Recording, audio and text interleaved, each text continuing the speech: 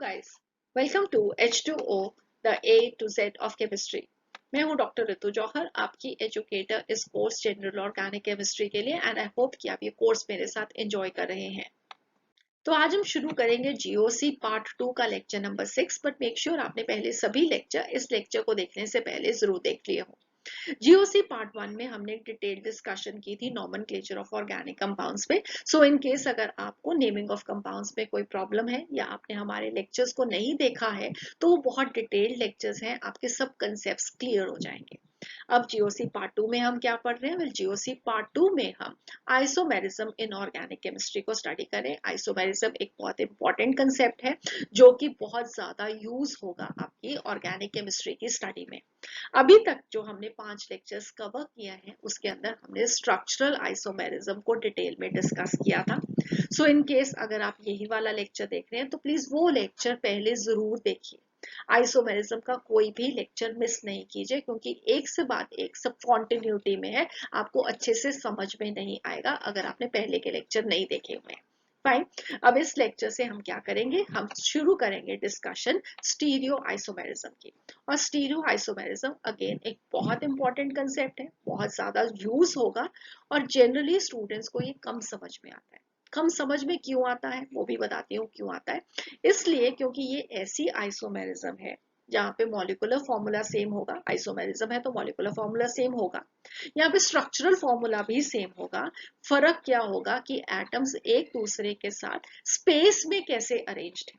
Structural formula same है का मतलब है कि अगर हमारे पास एक कार्बन का एटम है, उस पे एक हाइड्रोजन लगा है, एक क्लोरीन लगा है, तो दोनों कंपाउंड्स में उस एटम के ऊपर हाइड्रोजन और क्लोरीन ही लगे होंगे, राइट। मगर वो कैसे स्पेस में अरेंज्ड है, जब आप उनको देखोगे उनकी अरेंजमेंट तो आपको डिफरेंट स्ट्रक्चर्स लगेंगे और क्योंकि आपने वो देखे नहीं होते हैं तो आपको समझ में नहीं आती। बट हम यहाँ पे क्या करेंगे, मैंने आपके लिए कुछ क्ले के मॉडल्स बनाए हैं जिससे मैं आपको ये कंसेप्ट समझाऊंगी। सो आपको जो अंडरस्टैंडिंग होगी वो ज्यादा अच्छी होगी, ठीक है। तो हम अब स्टीरियो आइसोमेरिज्म को स्टडी करेंगे। इस लेक्चर में मैं ब्रीफली आपको इंट्रोड्यूस करूंगी कि स्टीरियो आइसोमेरिज्म क्या होता है और उसके बाद हम एक डिटेल्ड डिस्कशन करने वाले हैं ज्योमेट्रिकल आइसोमेरिज्म की, जो कि स्टीरियो आइसोमेरिज्म का एक टाइप है। और ज्योमेट्रिकल आइसोमेरिज्म में हम क्या पढ़ेंगे, हम पढ़ेंगे सिन ट्रांस आइसोमेरिज्म, सिन एंटी आइसोमेरिज्म, इजेड आइसोमेरिज्म। तो ये सब कुछ क्या होता है, वन बाय वन आपको सब अभी अच्छे से समझ में आ जाएगा, ठीक है। तो चलो शुरू करते हैं। सबसे पहले आपके सामने अब क्या है, एक टेबल है क्लासिफिकेशन का आइसोमेरिज्म का, जिसको हमने पहले लेक्चर में देखा था। तो पहले लेक्चर से अब के लेक्चर में काफी सारा कुछ आप सीख चुके हो तो ज्यादा अच्छे से समझ लोगे। आइसोमेरिज्म क्या था? आइसोमेरिज्म वो फिनोमिनन जहां पे मॉलिक्यूलर फॉर्मूला कंपाउंड्स का सेम होगा मगर उनकी जो प्रॉपर्टीज होंगी वो डिफरेंट होंगी। चाहे वो फिजिकल प्रॉपर्टीज हो, चाहे वो केमिकल प्रॉपर्टीज हो, चाहे वो दोनों हो, मगर कंपाउंड्स की जो प्रॉपर्टीज होंगी उसमें कुछ डिफरेंस होगा। अब यहाँ पे हमारे पास दो तरह के आइसोमेरिज्म, एक स्ट्रक्चरल और एक स्टीरियो। तो स्टीरियो को हमने पहले 5 लेक्चर में डिस्कस किया। 6 टाइप्स हैं इसकी, chain isomerism, position isomerism, functional isomerism, metamerism, ring chain isomerism and tautomerism. So हम इस ऑलरेडी इस सारे को डिस्कस कर चुके हैं और हम पहुंच चुके हैं स्टीरियो आइसोमेरिज्म पे। स्टीरियो आइसोमेरिज्म की आगे दो फर्दर टाइप्स हैं, कॉन्फिगरेशनल आइसोमेरिज्म और कन्फर्मेशनल आइसोमेरिज्म। और कन्फिगरेशनल आइसोमेरिज्म में आगे फर्दर 2 टाइप्स, ज्योमेट्रिकल और ऑप्टिकल। और ज्योमेट्रिकल आइसोमेरिज्म को आज हम इस लेक्चर में डिटेल में डिस्कस करने वाले हैं, ठीक है।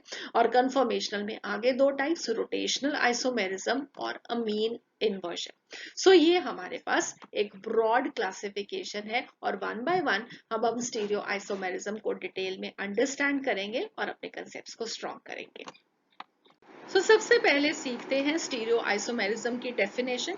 ये वो फिनोमिनन है जहां पे हमारे पास कंपाउंड्स होंगे जिनका मॉलिक्यूलर फॉर्मूला सेम होगा, स्ट्रक्चरल फॉर्मूला भी सेम होगा, बट डिफरेंस होगा उनकी स्पेशियल अरेंजमेंट ऑफ एटम्स और ग्रुप्स। इसका मीनिंग क्या है अभी आप अच्छे से समझोगे, बट सबसे पहले हम देखते हैं स्ट्रक्चरल आइसोमेरिज्म। स्ट्रक्चरल आइसोमेरिज्म हम पहले सीख चुके हैं, पहले वहां से शुरू करेंगे और उसका डिफरेंस देखेंगे कि स्टीरियो आइसोमेरिज्म से क्या है।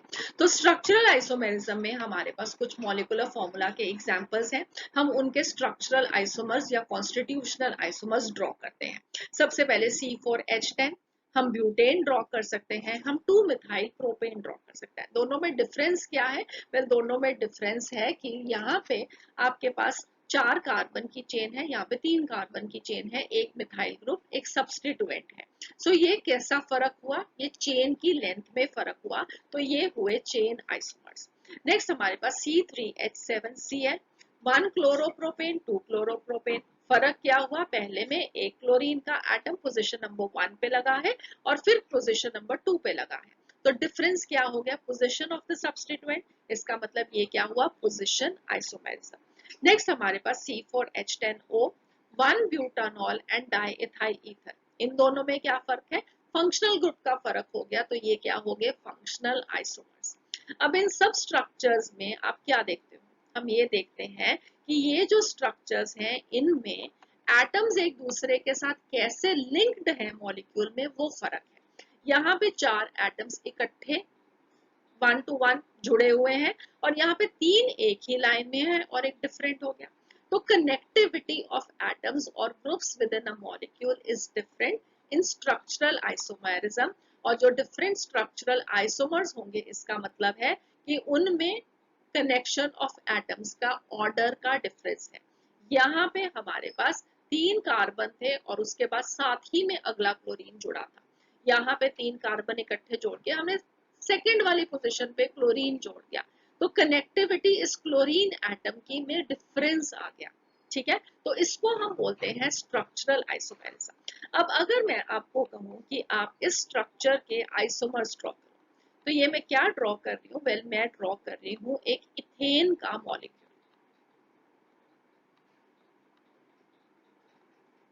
ठीक है, अब मैंने ये इथेन का मॉलिक्यूल ड्रॉ किया और मैंने आपको कहा कि इसके आइसोमर्स लिखो। तो क्या आप लिख पाओगे? आप कहोगे कि मैम 2 कार्बन है तो इसकी तो चेन में भी फर्क नहीं पड़ सकता और सारे हाइड्रोजन है, तो कहाँ पे कौन से सब्स्टिट्यूएंट को लगाएं? कोई फर्क ही नहीं है, कोई फंक्शनल ग्रुप डिफरेंट नहीं है, तो हम इसका कोई भी स्ट्रक्चरल आइसोमर नहीं ड्रॉ कर सकते, नहीं ड्रॉ कर सकते। बट अगर मैं आपको कहूँ कि मैं इस स्ट्रक्चर को, इथेन के को, ऐसे एटम्स को स्पेस में चेंज कर सकती हूँ जिससे आपके पास ज्यादा स्ट्रक्चर आ जाए और उनकी प्रॉपर्टीज डिफरेंट होगी, तो वो कैसी आइसोमेरिज्म होगी? वो होगी स्टीरियो आइसोमेरिज्म। सो अब यहाँ पे मॉडल देखो, मॉडल के बिना आप नहीं समझ पाओगे। ये मेरे पास इथेन का स्ट्रक्चर है, 2 कार्बन और 6 हाइड्रोजन। ठीक है, अब इसको अगर मैं आपको इस एंगल पे दिखाऊं तो आप देख सकते हो, राइट? 2 कार्बन एक के पीछे एक जा रहा है, यहाँ पे हाइड्रोजन एक के पीछे एक जा रहा है, ये इधर एक के पीछे। अब मैं एक कार्बन जिससे मैंने इसको होल्ड किया हुआ है, मैं इसको फिक्स्ड रख के इसकी पोजीशन इन एटम्स की चेंज कर रही हूँ। आप पहले जो 6 हाइड्रोजन एटम्स क्लियरली नहीं देख सकते थे, अब आप उन 6 हाइड्रोजन एटम्स को क्लियरली देख सकते हो। तो फर्क क्या पड़ा यहाँ पे दोनों स्ट्रक्चर में? दोनों स्ट्रक्चर डिफरेंट है, एक स्ट्रक्चर ये है और एक ये स्ट्रक्चर। ठीक है, दोनों में क्या फर्क है? दोनों में फर्क है कैसे हमने हाइड्रोजन के एटम्स को स्पेस में अरेंज किया, हमने उनको चेंज कर दिया। अगर हम कनेक्टिविटी की बात करेंगे तो हमारे पास वही 2 कार्बन एक दूसरे के साथ जुड़े हुए हैं, वैसे ही 3-3 हाइड्रोजन एक कार्बन के साथ जुड़े हुए हैं। तो दोनों ही केसेस में स्ट्रक्चरल फॉर्मूला सेम है, स्ट्रक्चर सेम है, कनेक्टिविटी ऑफ एटम सेम है। फर्क क्या पड़ रहा है? हम इसके बॉन्ड को हिला रहे हैं और उससे एटम्स की पोजीशन को स्पेस में फर्क पड़ रहा है। Can you see this? ठीक है, आपको समझ में आ रहा है? तो ये हमारे पास क्या है? Stereo isomerism. Structural formula same है, मॉलिक्यूलर फॉर्मूला सेम है, स्पेस में इन एटम्स की पोजीशन में डिफरेंस है। ठीक है, I hope this is clear. तो ये हमारे पास है स्टीरियो आइसोमेरिज्म, और इसको जब आप इन मॉडल्स के साथ समझोगे आपको बहुत अच्छे से समझ में आ जाएगा, इसलिए मैं इन मॉडल्स को लेकर आई हूँ आपके लिए। फाइन। तो अब हम देखते हैं टाइप्स ऑफ स्टीरियो आइसोमेरिज्म।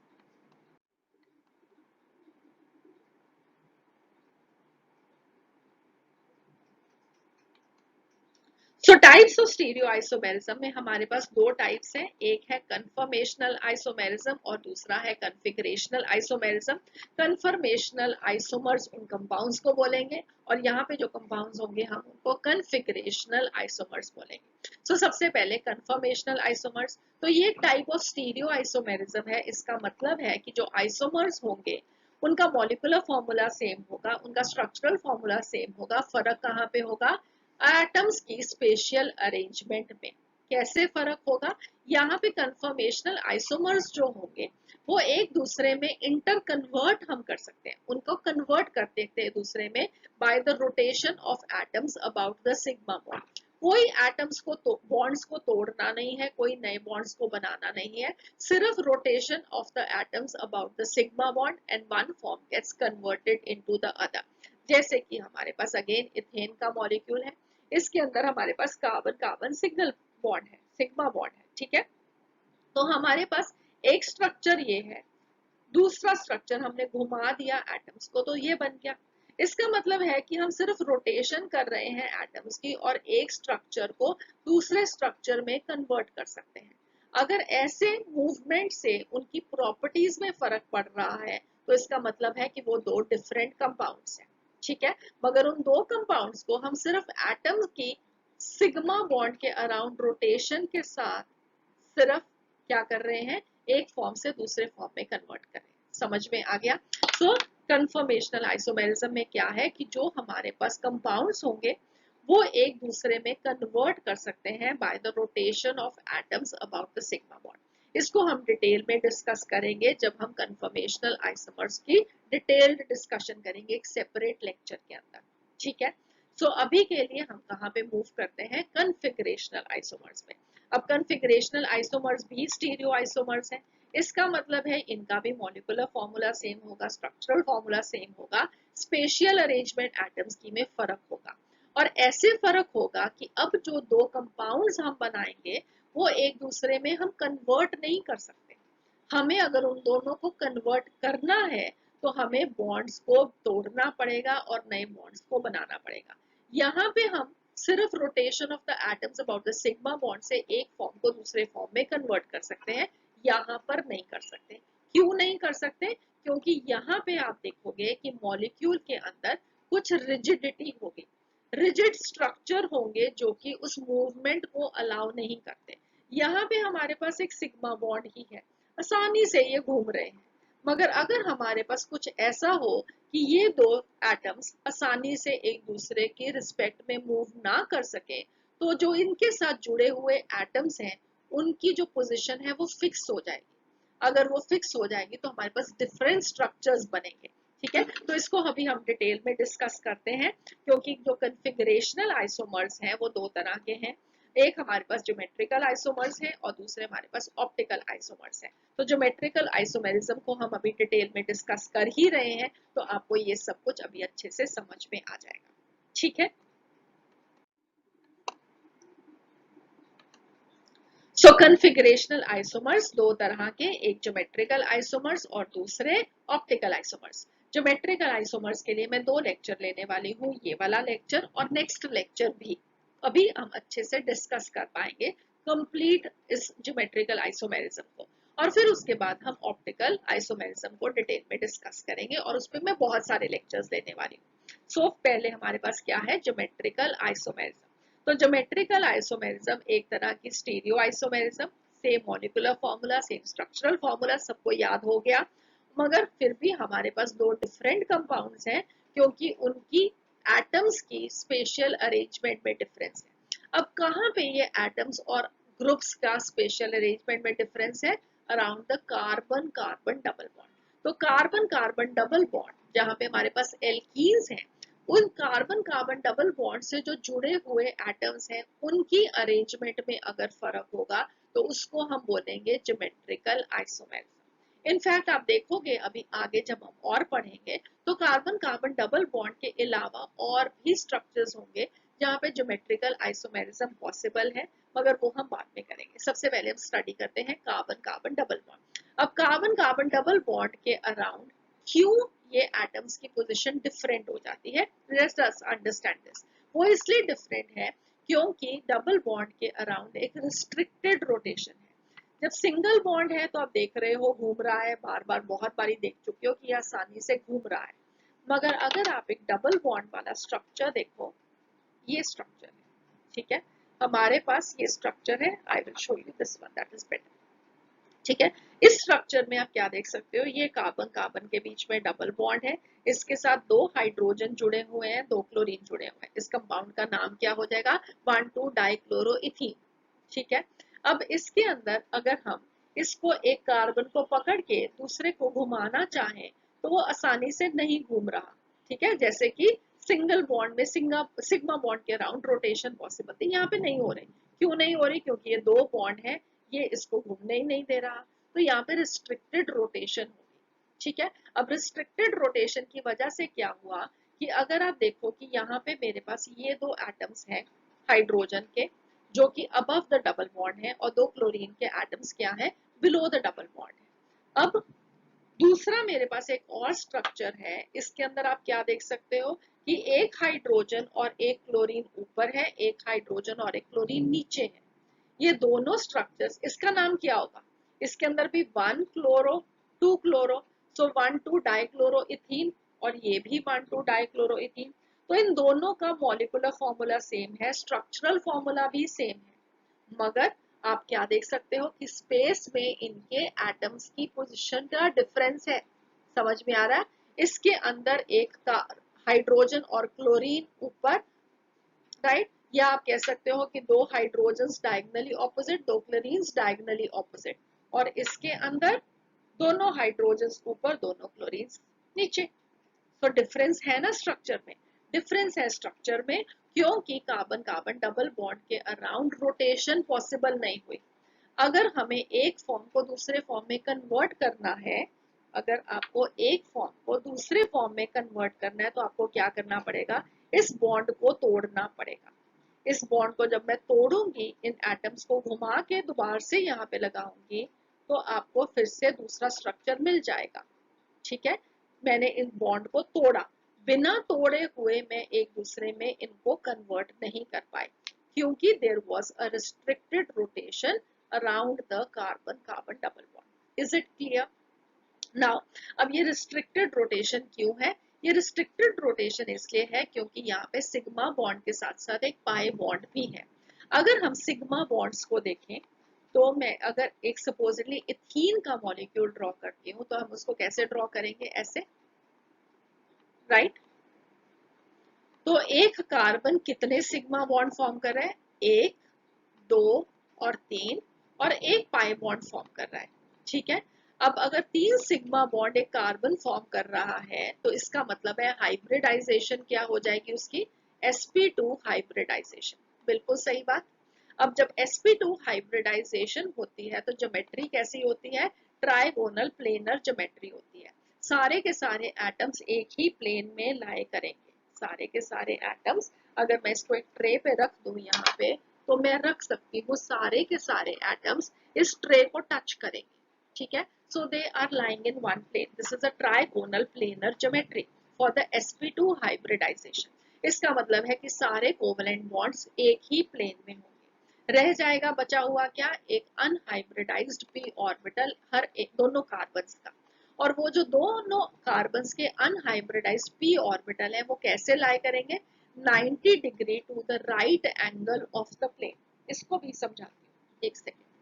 सो हमारे पास ये कार्बन एटम्स है, ठीक है, इस कार्बन के पास एक अनहाइब्रिडाइज्ड ऑर्बिटल है जो कि मैंने इस तरीके के साथ क्ले के साथ बना दिया। ठीक है, इसको मैं यहाँ पे लगा रही हूँ। तो इमेजिन करो कि अब ये जो बॉन्ड है यहाँ पे, ये सिंगल बॉन्ड है, और ये हमारे पास एक कार्बन एटम का पाई ऑर्बिटल है जो कि अनहाइब्रिडाइज्ड है, और ये दूसरे का अनहाइब्रिडाइज्ड है। ये दोनों एक दूसरे, ये दोनों कैसे हैं, ये 90 degree to the plane of the bonds है। ठीक है, ये सिग्मा बॉन्ड है, ये सिग्मा बॉन्ड के 90 डिग्री पे है, और ये दोनों अब एक दूसरे के साथ ओवरलैप करके क्या फॉर्म करेंगे, पाई बॉन्ड।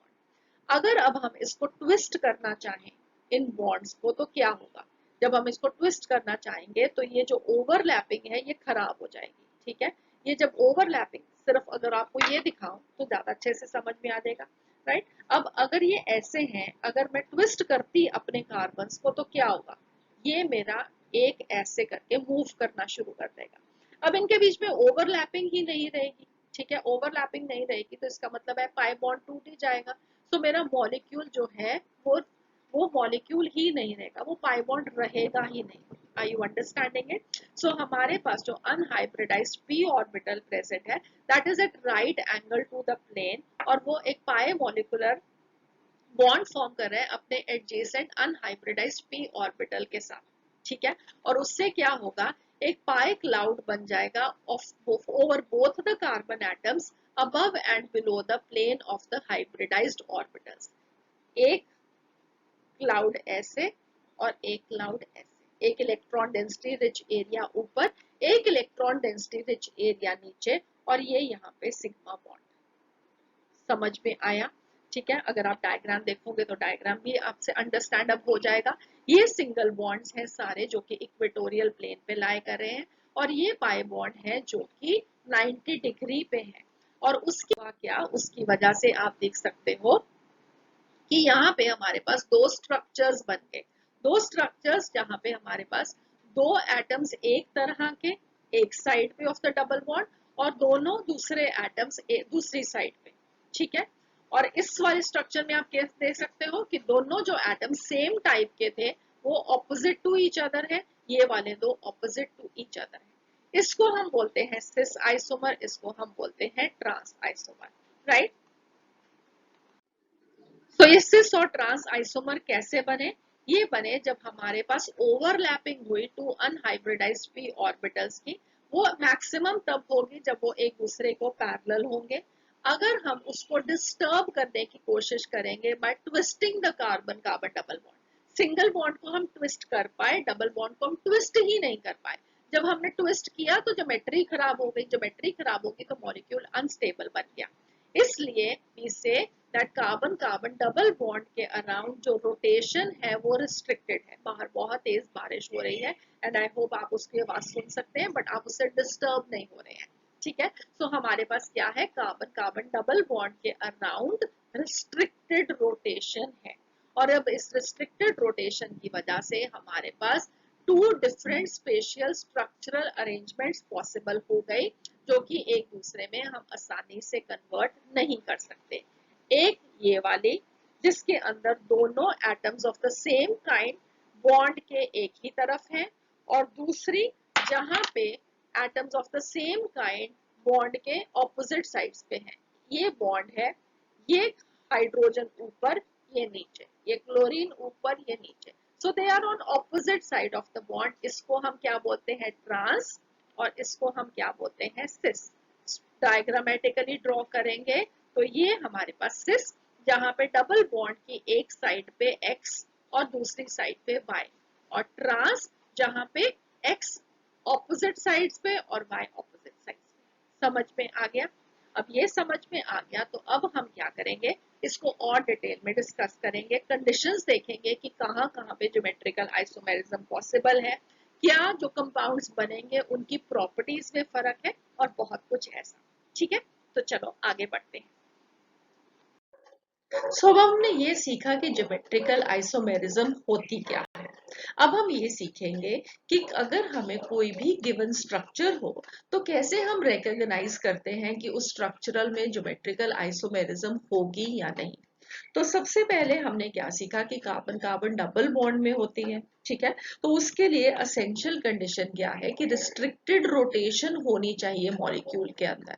अगर एक रिस्ट्रिक्टेड रोटेशन है, आप आराम से घूम नहीं सकते हैं बॉन्ड्स, तो हम एटम्स की पोजीशंस को चेंज नहीं कर सकते, नहीं चेंज कर सकते हैं, इसीलिए हमारे पास डिफरेंट स्ट्रक्चर्स आ जाते हैं। और कार्बन कार्बन डबल बॉन्ड में हमने देखा कि ये रिस्ट्रिक्टेड रोटेशन प्रेजेंट है। डबल बॉन्ड को हम इजीली रोटेट नहीं कर सकते हैं, इसलिए अगर एक फॉर्म है तो दूसरा फॉर्म उससे डिफरेंट हो जाता है, ठीक है। अब इसका मतलब ये है कि अल्कीन्स के अंदर ज्योमेट्रिकल आइसोमेरिज्म हम देखेंगे, तो क्या हर एक अल्कीन ज्योमेट्रिकल आइसोमेरिज्म शो करेगा? नहीं। तो उसके लिए अब क्या कंडीशन है कि अल्कीन कौन सा ज्योमेट्रिकल आइसोमेरिज्म शो करेगा और कौन सा नहीं करेगा।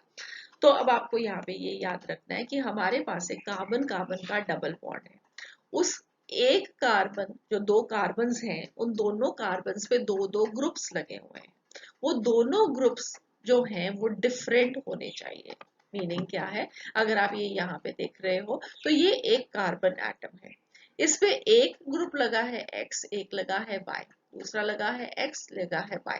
तो एक कार्बन एटम पे ये जो दो ग्रुप्स लगे हैं ये डिफरेंट होने चाहिए, ये सेम नहीं होने चाहिए। ठीक है, तो अगर हमारे पास ये वाला स्ट्रक्चर हो जहां पे हमारे पास एक ही साइड पे, एक ही कार्बन पे सेम तरह के एटम्स या ग्रुप ऑफ एटम्स लगे हैं, ऐसा स्ट्रक्चर ज्योमेट्रिकल आइसोमेरिज्म शो नहीं करेगा। तो अगर हमारे पास सपोजेडली 1,1 डाइक्लोरोइथीन होगी, अगर मैं ड्रॉ करूं यहाँ पे आपके पास, तो हमारे पास ये स्ट्रक्चर है, अभी आगे एग्जाम्पल में आप देख भी लोगे। तो सपोजेडली हमारे पास ये 1,1 डाइक्लोरोइथीन है, तो इसमें आप क्या देख रहे हो कि दो जो एटम्स कार्बन को इधर लगे हैं वो सेम है, और इस साइड पे जो एटम्स लगे हैं वो भी सेम है।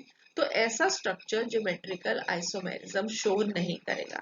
इंपॉर्टेंट है कि जो ग्रुप्स कार्बन एटम को लगे हैं वो डिफरेंट होने चाहिए, वो अगर सेम हो गए तो ज्योमेट्रिकल आइसोमेरिज्म नहीं शो करेगा, वो एल्कीन चाहे carbon carbon double bond present भी है। ठीक है, तो नेक्स्ट हमारे पास है कि does not matter whether the left hand groups they are same as the right hand ones or not. अब आप यहाँ पे देख रहे हो कि इस कार्बन पे एक्स और वाई लगा है, इस कार्बन पे भी एक्स और वाई लगा है, मगर ये एसेंशियल कंडीशन नहीं है कि ये जो है ये आपस में सेम होने चाहिए, डिफरेंट भी हो सकते हैं। फॉर एग्जाम्पल अभी आप यहाँ पे देख रहे हो इस कार्बन पे एक्स और वाई लगा है और इस कार्बन पे जेड और एक्स लगा है, तो ये क्या है, ये डिफरेंट है।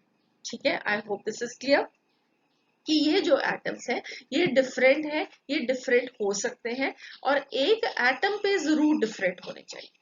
ऑलराइट, सो अब इसका मतलब ये है कि अगर हम चारों एटम्स को भी डिफरेंट कर देंगे तो भी वो जो स्ट्रक्चर है वो ज्योमेट्रिकल आइसोमेरिज्म शो करेगा। अब आप यहाँ पे देख सकते हो ए बी सी डी, चारों के चारों डिफरेंट ग्रुप्स लगे हैं दोनों कार्बन्स पे, मगर ये वाला स्ट्रक्चर भी ज्योमेट्रिकल आइसोमेरिज्म शो करेगा।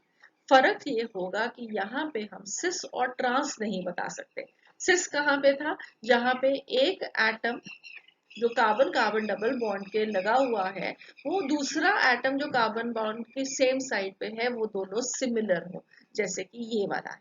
तो ये एक सिस स्ट्रक्चर है क्योंकि दोनों atoms of the same kind carbon carbon double bond की एक साइड पे है, और ट्रांस स्ट्रक्चर जहाँ पे ये दोनों ऑपोजिट साइड पे है, मगर यहाँ पे तो कोई सेम है ही नहीं।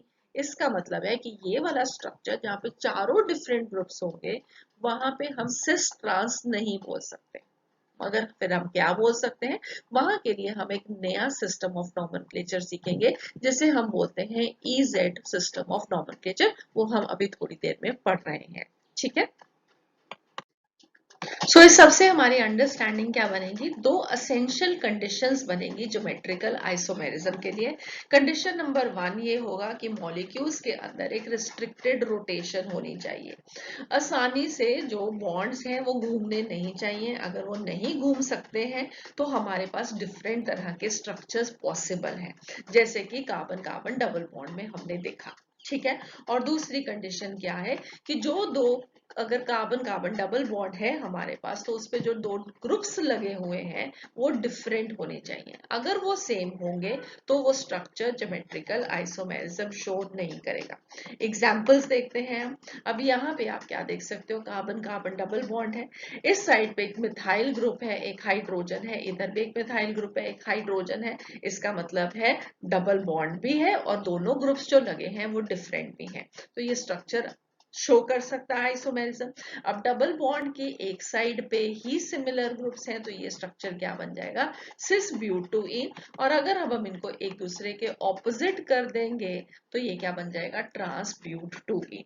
सिमिलरली एक और एग्जांपल, अब यहाँ पे भी डबल बॉन्ड है, एक तरफ क्लोरीन है, एक हाइड्रोजन, क्लोरीन हाइड्रोजन, तो एक कार्बन को डिफरेंट ग्रुप्स लगे हैं और कार्बन कार्बन डबल बॉन्ड की सेम साइड पे सेम तरह के एटम्स हैं, तो ये है सिस 1,2 डाइक्लोरोइथीन। और ये ट्रांस 1,2 डाइक्लोरोइथीन जिसके आप अभी मॉडल्स देख रहे थे। ठीक है, अब अच्छे से समझ में आ रहा है।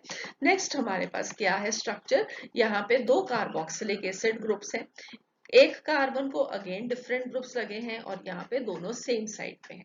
इसका मतलब है ये क्या हो जाएगा, एक सिस आइसोमर, और जहाँ पे डायगोनली ऑपोजिट होंगे वो क्या हो जाएगा, एक ट्रांस आइसोमर। अब इस स्ट्रक्चर का यहाँ पे जो नेम लिखा है वो है मेलिक एसिड और यहाँ पे लिखा है फ्यूमेरिक एसिड, राइट। इसका IUPAC नेम क्या है, ये 4 कार्बन की चेन है, पोजीशन नंबर 2 पे डबल बॉन्ड प्रेजेंट है तो ब्यूट 2 ईन हो गया, और कार्बोक्सिलिक एसिड है तो उसके लिए सफिक्स क्या लगाएंगे, ओइक एसिड, तो ये बन जाएगा but 2 ene 1,4 di oic acid. और but 2 ene 1,4 di oic acid अगर स्ट्रक्चरली देखोगे तो दोनों का फॉर्मूला सेम रहेगा, मगर यहाँ पे अब आप क्या देख रहे हो, एक में कार्बन कार्बन डबल बॉन्ड की सेम साइड पे कार्बोक्सिलिक एसिड ग्रुप लगे हैं और एक में ऑपोजिट टू ईच अदर लगे हैं। इस वाले स्ट्रक्चर को हम बोलते हैं मेलिक एसिड, इसको बोलते हैं फ्यूमेरिक एसिड। बार बार इसलिए बोल रही हूँ क्योंकि ये एग्जामिनेशन में बहुत बारी पूछा जाया हुआ क्वेश्चन है, राइट। तो आपसे पूछ सकते हैं कि मेलिक एसिड और फ्यूमेरिक एसिड कैसी आइसोमेरिज्म शो करते हैं, तो वो ज्योमेट्रिकल आइसोमेरिज्म शो करते हैं। मेलिक एसिड फ्यूमेरिक एसिड के साथ क्या रिलेशन बियर करता है, ये इसका एक सिस आइसोमर है, ये इसका ट्रांस आइसोमर है। ठीक है, तो इस तरीके से आपको एग्जाम में क्वेश्चन आ सकते हैं और आपको मालूम होना चाहिए कि मेलिक एसिड क्या है और फ्यूमेरिक एसिड क्या है। अब आप देखो यहाँ पे कि सिस ब्यूट 2 इन का जो बॉइलिंग पॉइंट है दैट इज 4 डिग्री सेल्सियस, जबकि ट्रांस का क्या है 1 डिग्री सेल्सियस। तो सिस स्ट्रक्चर का बॉइलिंग पॉइंट ट्रांस से ज्यादा आया। अगला एग्जांपल देखो, इसमें हम क्या देखते हैं कि बॉइलिंग पॉइंट सिस 1,2 डाइक्लोरोइथीन का 60, अगर दूसरी साइड पे देखोगे तो ट्रांस का बॉइलिंग पॉइंट 48। अगेन सिस स्ट्रक्चर का जो बॉइलिंग पॉइंट है वो ज्यादा है। मेल्टिंग पॉइंट्स को कंपेयर करोगे तो सिस 1,2 डाइक्लोरोइथीन में -80 डिग्री सेल्सियस, इसमें -50 डिग्री सेल्सियस। तो ट्रांस स्ट्रक्चर का मेल्टिंग पॉइंट ज्यादा है, बॉइलिंग पॉइंट कम है। ठीक है, और अगर आप डायपोल मोमेंट देखोगे तो सिस स्ट्रक्चर में 1.85 डिबाई आ रहा है और ट्रांस स्ट्रक्चर में डायपोल मोमेंट की वैल्यू 0 आ रही है। ये मैंने आपको केमिकल बॉन्डिंग में भी जब हम डायपोल मोमेंट की एप्लीकेशंस को स्टडी कर रहे थे तब आपको ये सब बताया था। तो ये ऐसा क्यों होता है अभी दोबारा से भी पढ़ेंगे, डू नॉट वरी, राइट। और नेक्स्ट इसमें अगर आप मेलिक एसिड फ्यूमेरिक एसिड में देखोगे तो मेल्टिंग पॉइंट 130 डिग्री सेल्सियस और मेल्टिंग पॉइंट 287 डिग्री सेल्सियस। तो अगेन आप क्या देख सकते हो कि जो मेल्टिंग पॉइंट है वो फ्यूमेरिक एसिड का ज्यादा है, तो ट्रांस स्ट्रक्चर का मेल्टिंग पॉइंट्स ज्यादा है, बॉइलिंग पॉइंट्स कम है। तो ऐसा क्यों होता है अब ये अंडरस्टैंड करते हैं। सो अब हम सीखते हैं कि सिस आइसोमर्स का बॉइलिंग पॉइंट ट्रांस आइसोमर से ज्यादा क्यों है। और इनफैक्ट आप देख सकते हो अब यहाँ पे अगर हमारे पास बॉइलिंग पॉइंट्स में फर्क आ रहा है, मेल्टिंग पॉइंट्स में फर्क आ रहा है, डायपोल मोमेंट में फर्क आ रहा है, तो फिजिकल प्रॉपर्टीज में डिफरेंस है, इसीलिए तो हम इनको आइसोमर्स बुलाते हैं। मॉलिक्यूलर फॉर्मूला सेम है मगर प्रॉपर्टीज डिफरेंट है कंपाउंड्स की। ठीक है, तो सिस आइसोमर्स का बॉइलिंग पॉइंट है वो ज्यादा क्यों होता है, लेट अस सी दिस। तो हमारे पास ये स्ट्रक्चर है सिस 1,2 डाइक्लोरोइथीन। अब इस स्ट्रक्चर में आप क्या देख सकते हो कि जो क्लोरीन्स हैं वो क्या होंगी, इलेक्ट्रोनेगेटिव ज्यादा होंगी। तो इस साइड पे एक नेगेटिव चार्ज हो जाएगा क्योंकि दोनों क्लोरीन एटम्स एक ही साइड पे of the double bond present है। तो दूसरी साइड पे हम क्या कह सकते हैं कि ये स्लाइटली पॉजिटिव चार्ज हो जाएगा। तो ये मॉलिक्यूल एज अ होल क्या हो जाएगा, एक पोलर मॉलिक्यूल हो जाएगा। अब ये पोलर मॉलिक्यूल है, डायपोल्स प्रेजेंट है, तो डायपोल डायपोल इंटरेक्शंस भी होंगे और डिस्पर्शन फोर्सेस भी होंगी। इसकी वजह से एक्स्ट्रा एनर्जी हमें चाहिए है इन फोर्सेस को ब्रेक करने के लिए, तो बॉइलिंग पॉइंट्स की जो वैल्यूज होंगी वो ज्यादा इंक्रीज कर जाएंगी, राइट। तो डिस्पर्शन फोर्सेस नॉर्मली मॉलिक्यूल्स के बीच में इंटरमॉलिक्यूलर फोर्सेस ऑफ अट्रैक्शन है, मगर ये पोलर मॉलिक्यूल होने की वजह से डायपोल डायपोल इंटरेक्शंस इंक्रीज करेंगी और उसकी वजह से बॉइलिंग पॉइंट्स जो है वो इंक्रीज कर जाएंगे। और इसीलिए क्योंकि डायपोल डायपोल इंटरेक्शन है, मॉलिक्यूल पोलर है, इसलिए आप देख रख सकते हो कि इसकी कुछ डायपोल मोमेंट की वैल्यू आए। जबकि अगर हम ट्रांस स्ट्रक्चर देखेंगे तो इसमें भी जो क्लोरीन्स हैं उनके ऊपर नेगेटिव चार्ज होगा, राइट। अब ये आया, राइट। तो हाइड्रोजन के ऊपर ये पॉजिटिव चार्ज है, क्लोरीन्स के ऊपर नेगेटिव चार्ज है। मगर ये वाला क्लोरीन एटम का जो चार्ज है नेगेटिव, ये इस वाले के चार्ज के डायगोनली ऑपोजिट प्रेजेंट है, ये एक दूसरे को कैंसिल कर देंगे। इस पे पॉजिटिव चार्ज है, इस पे भी उतना पॉजिटिव चार्ज है, तो ये एक दूसरे को कैंसिल आउट कर देंगे। तो एज अ होल टोटल क्या होगा, टोटल ये जो मॉलिक्यूल है ये नॉन पोलर बन जाएगा। बॉन्ड्स चाहे पोलर इन नेचर होंगे मगर फिर भी ये मॉलिक्यूल एज अ होल क्या होगा, नॉन पोलर होगा। ठीक है, तो ये नॉन पोलर होगा ट्रांस स्ट्रक्चर, इसलिए हम देखते हैं कि डायपोल मोमेंट की वैल्यू 0 आ गई। ठीक है, अब हमारे पास कंपैरेटिवली देयरफॉर क्योंकि डायपोल डायपोल इंटरेक्शंस नहीं है, तो इसका जो बॉइलिंग पॉइंट होगा वो सिस स्ट्रक्चर के कंपैरिजन में कम होगा। ठीक है, I hope this is clear कि डायपोल्स क्रिएट होने की वजह से सिस स्ट्रक्चर के अंदर जो बॉइलिंग पॉइंट्स हैं they are higher than the trans structures. और दूसरा क्वेश्चन भी आंसर हो गया कि डायपोल मोमेंट वैल्यूज हम सिस स्ट्रक्चर में देख सकते हैं, जबकि ट्रांस स्ट्रक्चर में वो वैल्यू 0 आई थी फॉर 1,2 डाइक्लोरोइथीन। असेंशियल नहीं है कि हर एक स्ट्रक्चर में जो वैल्यू आएगी वो 0 ही होगी, क्योंकि हमारे पास ये एटम्स डिफरेंट भी हो सकते हैं। यहाँ पे अगर एक क्लोरीन लगा है तो दूसरी साइड पे एक ब्रोमीन लगा हुआ हो सकता है, तो वहां पे वो जो वैल्यूज होंगी वो कैंसल आउट नहीं होगी। मगर वो भी एक क्लोरीन जैसे, अब आप कहो कि वो इसके ऊपर पार्शियल नेगेटिव चार्ज है, तो ब्रोमीन के ऊपर भी पार्शियल नेगेटिव चार्ज होगा, उसकी भी इलेक्ट्रोनेगेटिविटी वैल्यू है, मगर वो एक दूसरे को कम तरीके से कैंसिल आउट करेंगे, कंप्लीटली कैंसिल आउट नहीं करेंगे। तो वहां पे हमारे पास थोड़ी सी डायपोल मोमेंट की वैल्यूज आ सकती है, या 0 होगी या कम होगी। सिस स्ट्रक्चर में डेफिनेटली उसके कंपैरिजन में ज्यादा वैल्यूज होगी। अब समझ में आ गया? गुड। सो अब हम 1,2 डाइक्लोरोइथीन के सिस और ट्रांस आइसोमर्स के साथ अंडरस्टैंड करते हैं कि क्यों सिस स्ट्रक्चर्स के अंदर मेल्टिंग पॉइंट्स जो है वो कम होते हैं, राइट। तो सबसे पहले हमें ये अंडरस्टैंड करना चाहिए कि मेल्टिंग पॉइंट कहाँ से आएंगे। तो मेल्टिंग पॉइंट हमारे लिए वो टेम्परेचर होगा जहां पे हम उन इंटरमोलिकुलर फोर्सेस ऑफ अट्रैक्शन को, जो कि मॉलिक्यूल्स को एक सॉलिड में अच्छे से पैक करके रखते हैं, उसको ओवरकम करते हैं। तो वो जो एनर्जी हम दे रहे हैं उस टेम्परेचर पे हम रेज कर रहे हैं, that is going to be the melting point. ठीक है, तो अगर इंटरमोलिकुलर फोर्सेस ऑफ अट्रैक्शन अच्छी चाहिए है हमें, तो मॉलिक्यूल्स एक दूसरे के साथ अच्छे से पैक्ड चाहिए हैं। अगर वो पैकिंग अच्छी नहीं होगी तो इंटरमोलिकुलर फोर्सेस ऑफ अट्रैक्शन बहुत अच्छी नहीं होंगी, और उसको ओवरकम करने के लिए हमें कम एनर्जी देनी पड़ेगी। तो लोअर मेल्टिंग पॉइंट्स तब होंगे जब इंटरमोलिकुलर फोर्सेस ऑफ अट्रैक्शन जो होंगी वो वीक होंगी। हायर मेल्टिंग पॉइंट्स कब होंगे, जब इंटरमोलिकुलर फोर्सेस ऑफ अट्रैक्शन अच्छी होंगी और मॉलिक्यूल्स बहुत अच्छे से पैक्ड होंगे। ठीक है, तो अब अगर हम देखें कि जो ट्रांस आइसोमर है उसकी पैकिंग जो है वो सिस आइसोमर से ज्यादा अच्छी होगी। क्यों ज्यादा अच्छी होगी, क्योंकि इसका जो स्ट्रक्चर है वो एक सिमेट्रिकल स्ट्रक्चर है, इसका जो स्ट्रक्चर है वो एक अनसिमेट्रिकल स्ट्रक्चर है। ठीक है, तो आप सेम सेम तरह के एटम्स ऑपोजिट ये इस तरीके से अच्छे से पैक हो सकते हैं। ठीक है, अगर हम इनको पैक करने लगेंगे तो वो पैकिंग अच्छे से नहीं होगी, राइट। सो हमें यहाँ पे क्या पता लगा कि poor packing of the cis isomer because of the unsymmetrical nature means that the intermolecular forces they will not be as effective as they should be, and so less energy is needed to melt the molecule, a lower melting point, right। और trans structure में symmetrical structure होगा, इसलिए जो packing होगी वो ज्यादा अच्छी होगी, पैकिंग ज्यादा अच्छी होगी तो ज्यादा एनर्जी चाहिए है इंटरमोलिकुलर फोर्सेस ऑफ अट्रैक्शन को ब्रेक करने के लिए, इसलिए मेल्टिंग पॉइंट्स जो होंगे वो हायर होंगे। ये सब के बाद आप अंडरस्टैंड कर सकते हो ज्योमेट्रिकल आइसोमर्स के कैरेक्टरिस्टिक्स क्या होते हैं। तो सबसे पहला कैरेक्टरिस्टिक कि इनकी जो केमिकल प्रॉपर्टीज हैं वो सिमिलर होती हैं। क्यों सिमिलर होती है? क्योंकि इनका जो फंक्शनल ग्रुप सेम होता है। फंक्शनल ग्रुप सेम क्यों होता है? क्योंकि स्ट्रक्चरल फॉर्मूला ही सेम है, राइट? तो इनका फंक्शनल ग्रुप सेम है, इसलिए इनकी केमिकल प्रॉपर्टीज सिमिलर होंगी। फर्क कहाँ पे हो सकता है कि rate of reactions they may not be different, right? Next हमारे पास क्या है कि इनकी फिजिकल प्रॉपर्टीज डेफिनेटली डिफरेंट होंगी।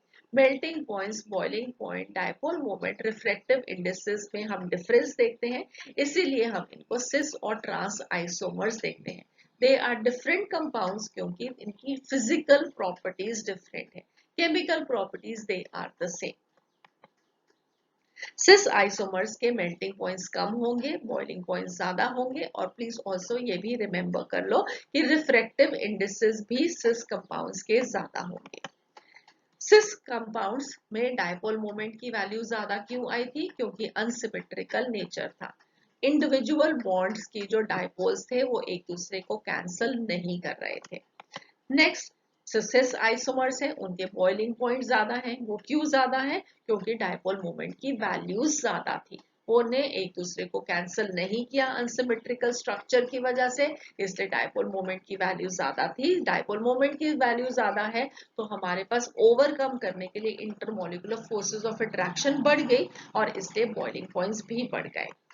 नेक्स्ट अब आ गया ट्रांस आइसोमर्स। तो ट्रांस आइसोमर्स का नेचर क्या है? सिमेट्रिकल नेचर है, इसलिए दे fit well into the crystal lattice. Packing ज्यादा अच्छी होगी तो मेल्टिंग पॉइंट ज्यादा हो गए क्योंकि हाई क्रिस्टल एनर्जी है। क्रिस्टल लैटिस को ब्रेक करने के लिए एनर्जी ज्यादा चाहिए। तो आई होप अब आपको ये सब कैरेक्टरिस्टिक्स वन बाय वन बहुत अच्छे से समझ में आ गए। सो अब हम इसको एक टेबल की फॉर्म में भी पुट कर सकते हैं सो दैट कि आप इसको जल्दी से जब भी आप देखें टेबल को और आप अपने पॉइंट्स को रिवाइज कर सकें।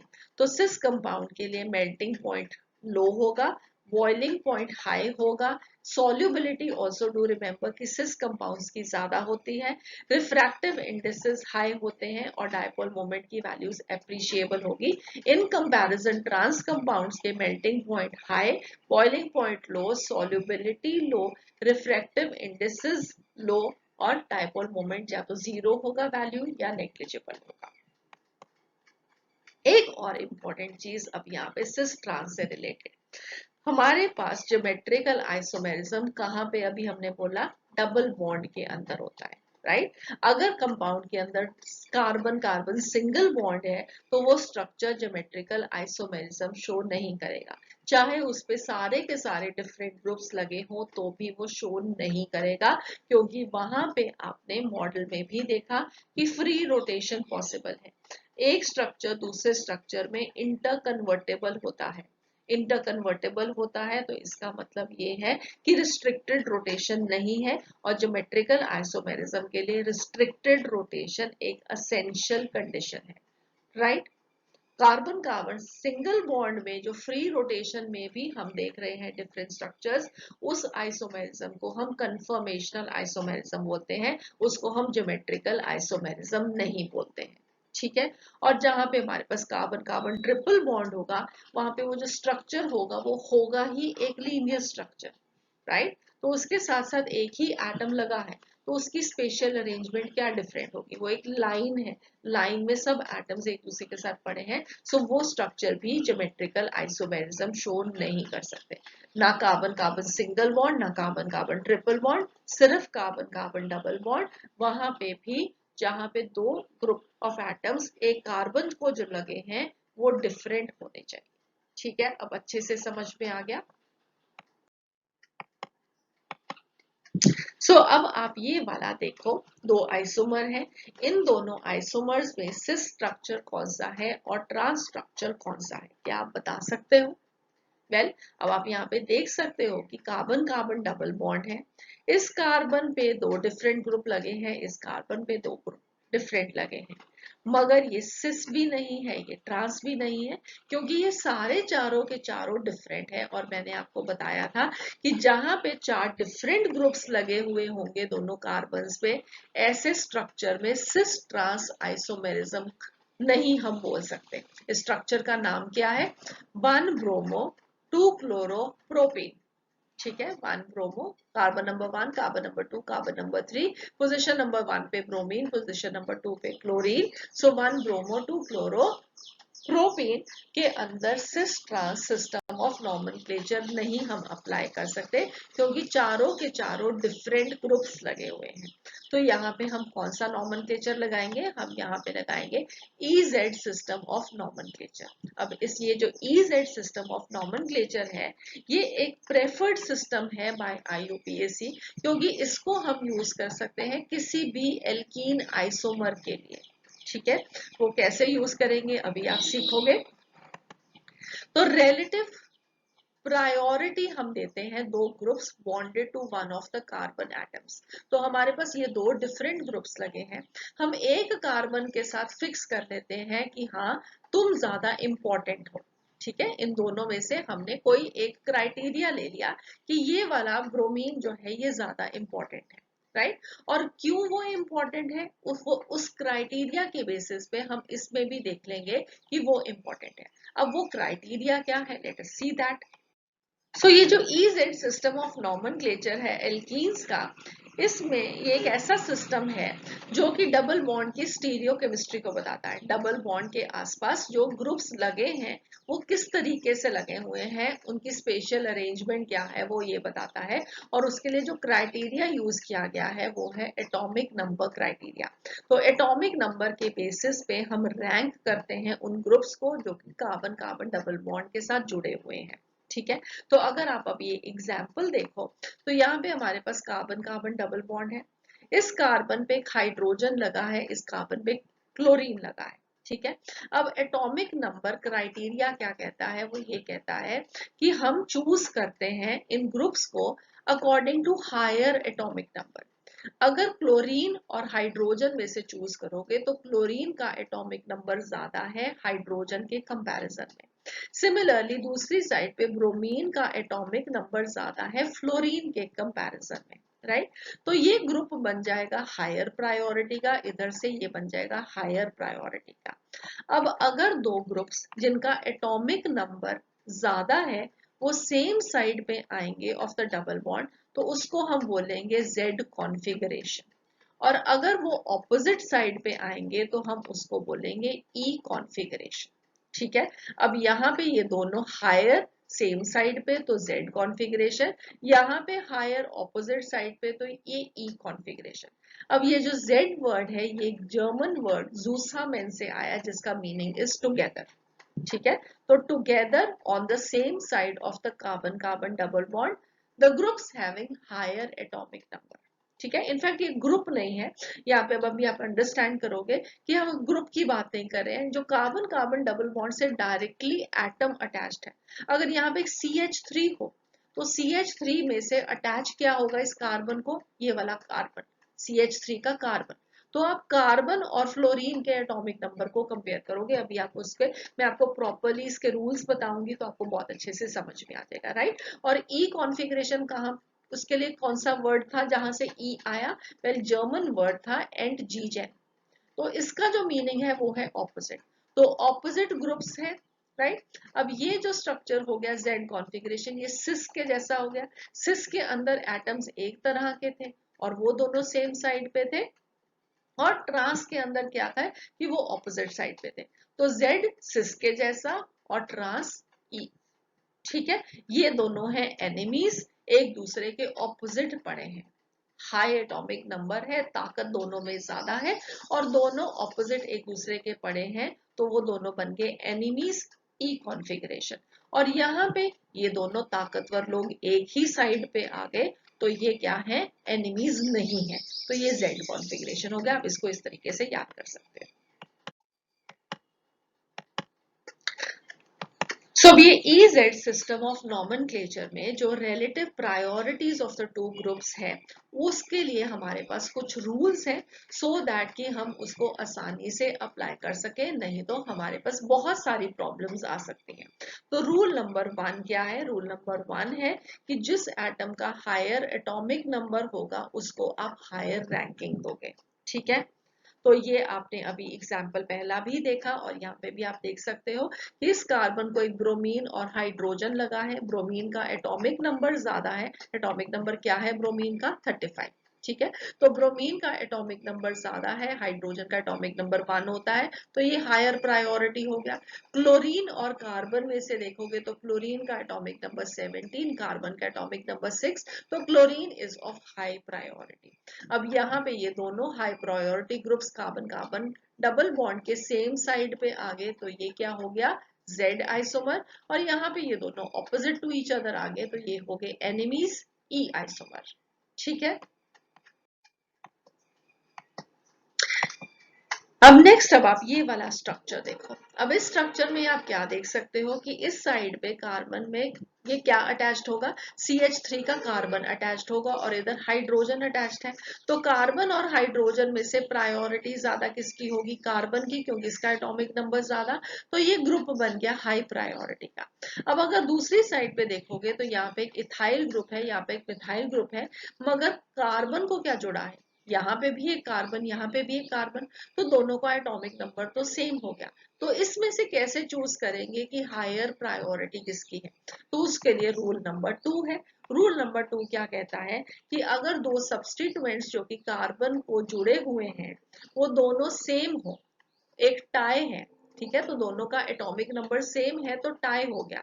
तो look at the second, third और fourth atom away from the carbon of the double bond until the first difference is found. ठीक है, जैसे कि अब हमारे पास इस एग्जाम्पल में एक इथाइल ग्रुप है और एक मिथाइल ग्रुप है, तो रूल नंबर 1 से दोनों इक्विवेलेंट हो गए, मगर रूल नंबर 2 से इथाइल ग्रुप की रैंकिंग ज्यादा हो जाएगी। क्यों ज्यादा हो जाएगी? इसको अगर आप इलेबोरेट करके देखोगे तो हमारे पास ये कार्बन कार्बन डबल बॉन्ड है, ठीक है, यहाँ पे ये कार्बन लगा, यहाँ पे ये कार्बन लगा। इसको अगर आप देखोगे तो यहाँ पे कितने हाइड्रोजन लगे हैं? ऐसे H, राइट। और दूसरी तरफ कार्बन को क्या लगा? एक CH2, इसको मैं ऐसे CH2 लिख देती हूँ, राइट। सॉरी, ये हमारे पास ये कार्बन है, तो एक मिनट ड्रॉप करेंगे, तो इसी कार्बन की तो बात कर रहे हैं। तो इस कार्बन के ऊपर 2 हाइड्रोजन लगे हैं और एक CH3 लगा है, तो हमारे पास 2 हाइड्रोजन और एक कार्बन जिसको आगे 3 हाइड्रोजन लगे हैं। तो यहाँ पे तो सी सिमिलैरिटी। तो अब हम नेक्स्ट देखते हैं, तो नेक्स्ट को इसको आप तरीका क्या लिखो? H और C, ये इस तरीके से आप लिख लो HHC, और इसमें क्या है? HHH। ठीक है, तो इसमें हमारे पास जो हाईएस्ट एटॉमिक नंबर है वो किसका आया? कार्बन का। यहाँ पे जो हाईएस्ट एटॉमिक नंबर आया वो हाइड्रोजन का। इसका मतलब है कि ये वाला ग्रुप होगा that is a group of higher priority. तो ethyl group this is of a higher priority than the methyl group. समझ में आ गया किस तरीके से लिखना? एक और एग्जांपल बताती हूँ। तो जहां पे हमारे पास दोनों ग्रुप्स हायर प्रायोरिटी के सेम साइड पे होंगे वो बन जाएगा Z आइसोमर, और जहां पे वो डिफरेंट साइड पे होंगे वो हो जाएंगे एनिमीज, E आइसोमर। तो अब आप ये वाला एग्जाम्पल देखो। आप इस एग्जाम्पल में क्या देख सकते हो कि यहाँ पे इस कार्बन के साथ क्या जुड़ा है? कार्बन और क्लोरीन, तो क्लोरीन की हायर प्रायोरिटी। इस वाली साइड पे क्या है? दोनों पे कार्बन कार्बन जुड़ा है। तो इसको आपको अगेन थोड़ा इलेबोरेट करके लिखना पड़ेगा सो दैट कि आप देख सको कि क्या स्ट्रक्चर बन रहा है, राइट। तो आसानी से आप देख पाओगे। तो ये कार्बन है, ये डबल बॉन्ड है, ठीक है। तो इसमें ऊपर क्या लगा हुआ है? एक कार्बन, कार्बन को एक हाइड्रोजन लगा है ये वाला, ठीक है। तो मैंने ये इसका H लिख दिया।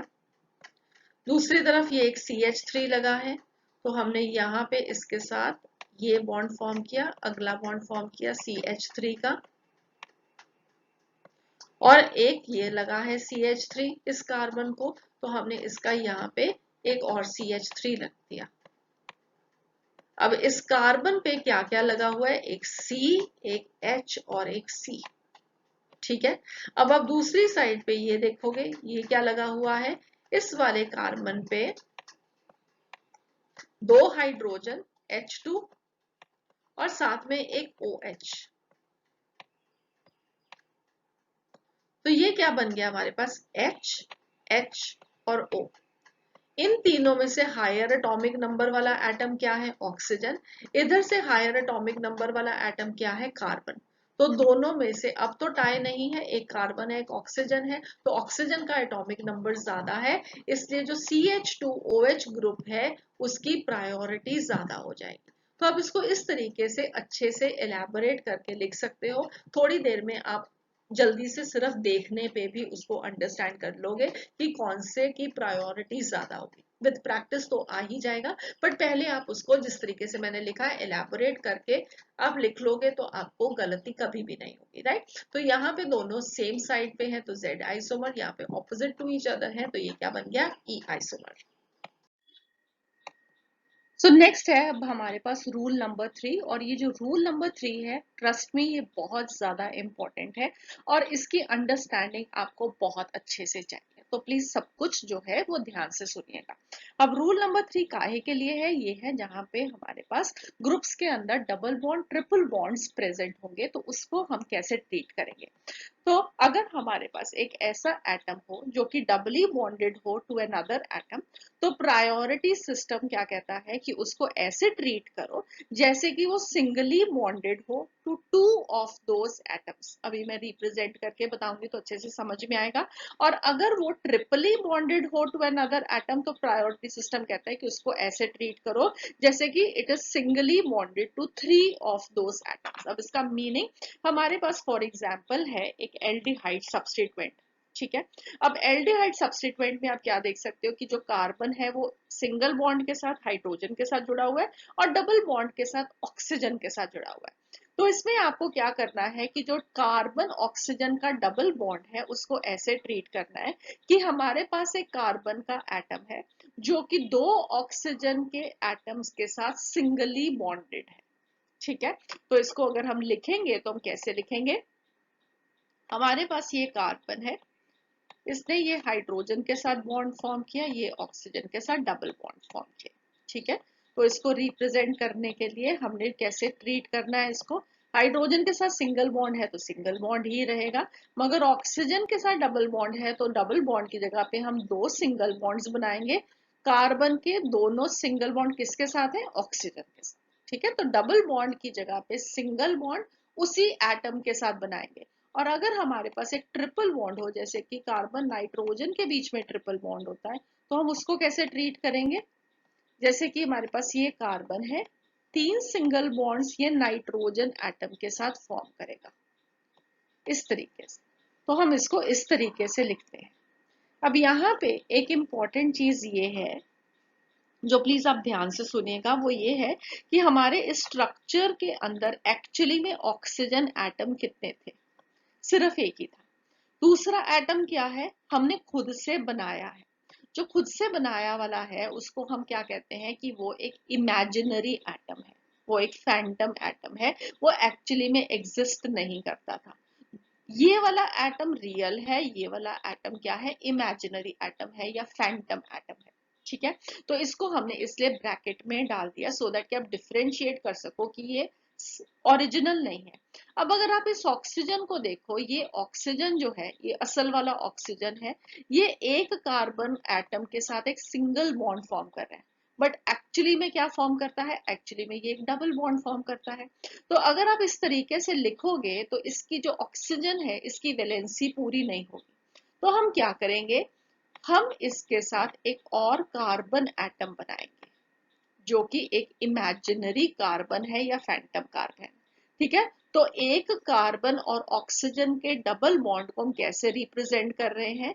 एक कार्बन का डबल बॉन्ड है ऑक्सीजन के साथ, तो उसने सिंगल बॉन्ड 2 ऑक्सीजन के साथ बनाए, मगर जो ऑक्सीजन था उसने भी तो कार्बन के साथ 2 ही बॉन्ड बनाने थे, तो उसमें भी आप 2 ही बॉन्ड्स के साथ शो करोगे। डिफरेंस के लिए आप इन दोनों को जो आपने एक्स्ट्रा ऐड किया है आप उसको ब्रैकेट में डाल दोगे so that this is an imaginary atom. इसका एडवांटेज कहाँ पे होगा वो आप एग्जाम्पल्स में ही समझ पाओगे कि आपको ऐसा क्यों लिखना है, ठीक है।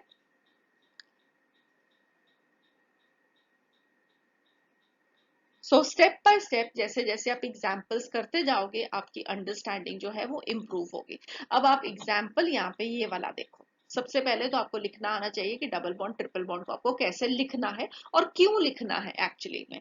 तो अगर आप ये वाला स्ट्रक्चर देखोगे तो कार्बन कार्बन डबल बॉन्ड है, इसके साथ ये दो दो कार्बन है, ये टाई हो गया यहाँ पे, नेक्स्ट एटम पे ये भी कार्बन है, ये भी कार्बन है, राइट। तो जब आप इसको एक्सपैंड करोगे, क्योंकि आपको नेक्स्ट एटम्स को कंपेयर करना है, तो आप कंपैरिजन कैसे करोगे? इस स्ट्रक्चर को मैं आगे एनलार्ज करके यहाँ पे लिख रही हूँ, राइट। सो ये एक सी के साथ दो हाइड्रोजन है और एक मिथाइल ग्रुप लगा हुआ है, तो आपने इसको एक्सपैंड करके ऐसे लिख दिया, राइट। और अगर आप इस वाले को देखोगे तो अब इसके साथ क्या है, कार्बन के साथ एक हाइड्रोजन है और एक डबल बॉन्ड के साथ कार्बन है। तो यहाँ पे हमारे पास सिर्फ दो एटम्स के साथ बॉन्ड है, यहाँ पे तीन एटम्स के साथ बॉन्ड है। तो हम प्रायोरिटी को सेट कैसे करेंगे? प्रायोरिटी को सेट करने के लिए जा तो इस कार्बन को भी दो ही एटम जुड़े हों या इस वाले एटम को तीन जुड़े हुए हों, इसलिए हमने ये डबल बॉन्ड और ट्रिपल बॉन्ड वाला जो क्राइटेरिया है उसको मॉडिफाई किया, सो दैट कि सारे ही सिंगल बॉन्ड्स ही हमें दिखाई दें। ठीक है, तो हमने इसको सिंगल बॉन्ड किया और यहाँ पे एक और कार्बन सिंगल बॉन्ड के साथ ड्रॉ कर दिया डबल बॉन्ड की जगह पे। और इसको मैंने आपको क्या कहा, आपको ब्रैकेट में डालना है क्योंकि ये इमेजिनरी है। और इस वाले के साथ नेक्स्ट जिसने डबल बॉन्ड फॉर्म किया था, यहाँ पे एक और बना देना है जो इमेजिनरी है, राइट। अब इनको नेक्स्ट लेवल जो है सेकेंड लेवल, इसको कंपेयर करोगे तो इस वाले में क्या है, एक H, एक C और एक C। और ये नीचे वाले में आप क्या क्या कंपैरिजन करोगे, एक H और एक C। तो इसका मतलब है हायर प्रायोरिटी की उसकी होगी इस वाले ग्रुप की, क्योंकि इसके अंदर दो कार्बन हैं।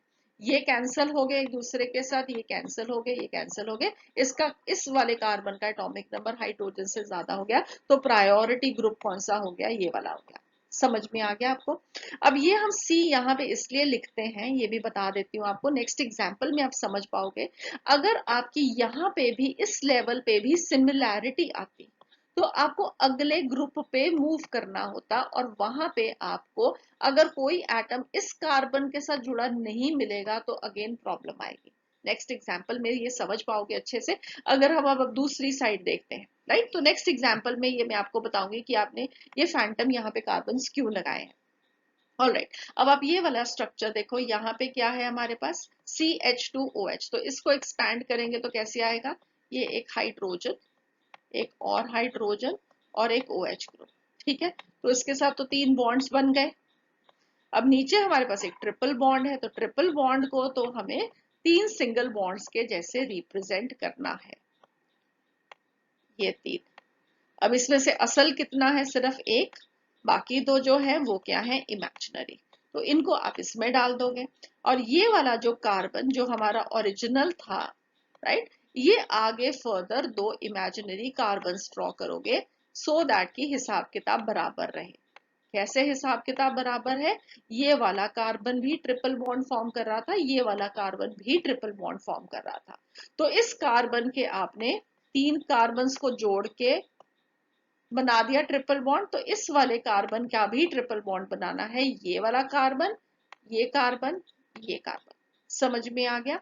अब आप इनको यहाँ पे सेकेंड लेवल पे ही आपका डिसीजन हो रहा है, तो आप क्या देख रहे हो, यहाँ पे आपके पास एक हाइड्रोजन था, एक हाइड्रोजन था और एक ऑक्सीजन था इस वाले ग्रुप में। ठीक है, और नीचे वाले ग्रुप में आपके पास क्या है, सारे के सारे कार्बन,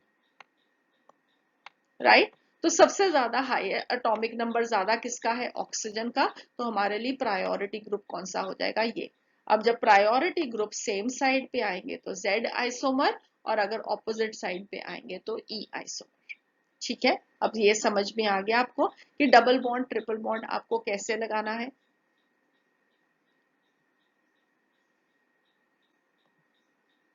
तो अगर एक और आपको एग्जाम्पल दूं यहाँ पे मैं, तो हमारे पास जैसे सपोजिटली एक CHO ग्रुप है और एक COOH है, तो यहाँ पे CHO और दूसरी तरफ आपको देखना है कि COOH ग्रुप है जिसको आप कंपेयर कर रहे हो, राइट। तो पहले कार्बन कार्बन डबल बॉन्ड के साथ इसमें भी कार्बन लगा होगा, इसमें भी कार्बन लगा होगा, तो टाई हो जाएगा। तो टाई हो जाएगा तो आपके पास नेक्स्ट लेवल आओगे तो यहाँ पे CHO ऑक्सीजन के साथ डबल बॉन्ड, तो आपने 2 ऑक्सीजन बना दिए। इसको फैंटम वाले को ब्रैकेट में रख दिया, असल वाले को एक और कार्बन के साथ जोड़ दिया। ठीक है, दूसरी तरफ आप सिमिलरली अगेन कार्बोक्सिलिक एसिड के लिए कैसे बनाओगे, C, इसके अंदर एक OH है, ठीक है, और साथ में क्या है, डबल बॉन्डेड ऑक्सीजन। तो उसको भी आप कैसे लिखोगे, इस तरीके से, एक और रियल और एक इमेजिनरी, और जो रियल है वो कार्बन के साथ डबल बॉन्ड फॉर्म कर रहा है तो उसके लिए भी 2 कार्बन होने चाहिए। अब यहाँ पे आप कंपेयर करोगे तो ये क्या है, HOO, इसको इस तरीके से लिख लो, HO और O, और इसके अंदर आप क्या देख सकते हो, यहाँ पे तीनों क्या है, OOO। तो OOO की प्रायोरिटी OOH से ज्यादा होगी, राइट। तो जो फेंटम कार्बन वाला एडवांटेज आएगा आपको, एक तो वैलेंसीज पूरी होती हैं उसके साथ, तो इसको आपको लिखना ही चाहिए, और दूसरा आपको टाई ब्रेकर में ये हेल्प कर सकता है, वो मैं अभी आपको नेक्स्ट एग्जांपल में बताऊंगी, जो कि रूल नंबर 4 में आप देख लोगे। सो रूल नंबर 4 क्या कहता है, रूल नंबर 4 वहां पे यूज होगा जहां पे हमारे पास आइसोटोप्स होंगे। अब आइसोटोप्स के लिए हमें एक सेपरेट रूल क्यों चाहिए, क्योंकि आइसोटोप्स आप सब जानते हो कि उसका एटॉमिक नंबर सेम होता है, और यहाँ पे इजेड सिस्टम ऑफ नॉमेनक्लेचर में हमने क्राइटेरिया क्या लिया है, एटॉमिक नंबर का। अब अगर हमारे पास 2 ऐसे ग्रुप्स आ जाएं जो कि आइसोटोप्स हों, तो उसके अंदर से आप प्रायोरिटी किसकी लोगे, इसलिए हमें एक डिफरेंट रूल चाहिए था फॉर द आइसोटोप्स। तो आइसोटोप्स का एटॉमिक नंबर सेम होता है मगर मास नंबर डिफरेंट होता है, तो हम इनके लिए मास नंबर को प्रायोरिटी सेट करने के लिए यूज करेंगे। तो फॉर एग्जांपल अगर हमारे पास ड्यूटीरियम है और प्रोटियम है, उनमें से दोनों में से ज्यादा मास नंबर किसका होगा, ड्यूटीरियम का, तो हम हैवियर आइसोटोप को रैंक हायर देंगे देन द लोअर आइसोटोप। ठीक है, तो अब अगर आप ये स्ट्रक्चर देखोगे, ये तो एटॉमिक नंबर्स लिखे हुए हैं, राइट, तो एटॉमिक नंबर तो वैसे भी आप सबको आते ही होने चाहिए।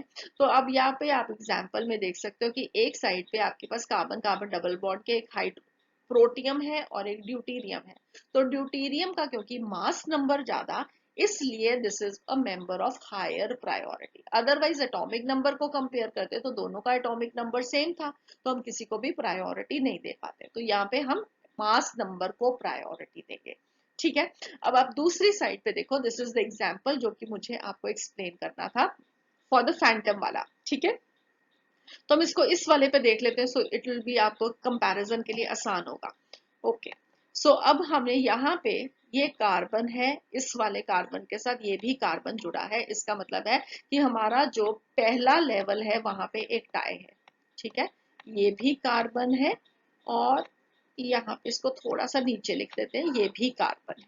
अब नेक्स्ट हमें इस पे जाना है कि इसको कैसे लिखेंगे, तो एक हाइड्रोजन के साथ बॉन्ड है और एक कार्बन के साथ डबल बॉन्ड है, तो डबल बॉन्ड को हम 2 सिंगल बॉन्ड्स के साथ रिप्रेजेंट करेंगे।